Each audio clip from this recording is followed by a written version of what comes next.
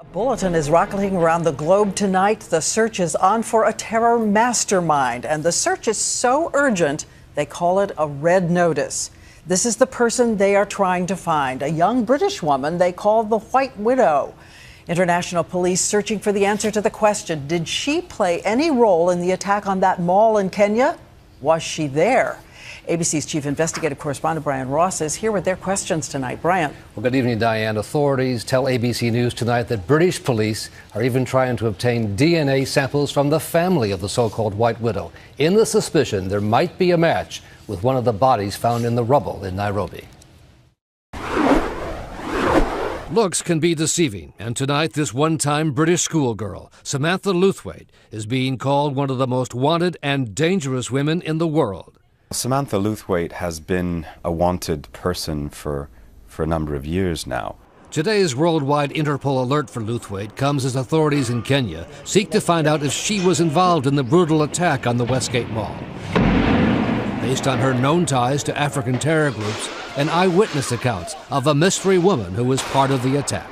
My instinct right away was there's a woman throwing a grenade at us. Kenyan officials had earlier reported all of the attackers were men, including some who dressed as women. But counter-terror experts say the 29-year-old Lewthwaite has been actively involved with the Al-Shabab group and its Kenyan offshoot, which claimed responsibility for the mall massacre.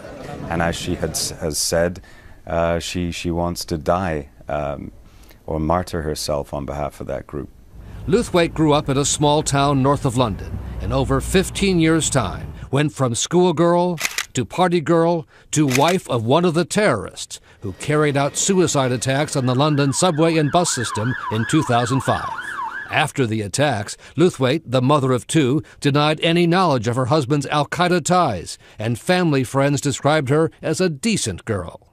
She was a very average child, very innocent, lacking confidence, shy, very easy to get on with. But since then, authorities say Lewthwaite slipped out of England with her children and joined up with African terrorists, traveling to Kenya on a forged South African passport under the name of Natalie Faye Webb. We know that she was a figure of some importance within the organization at an organizational level. British tabloids call her the White Widow, and she reportedly wrote in diaries seized by police that she wanted her young children to grow up as terrorists and die like their father.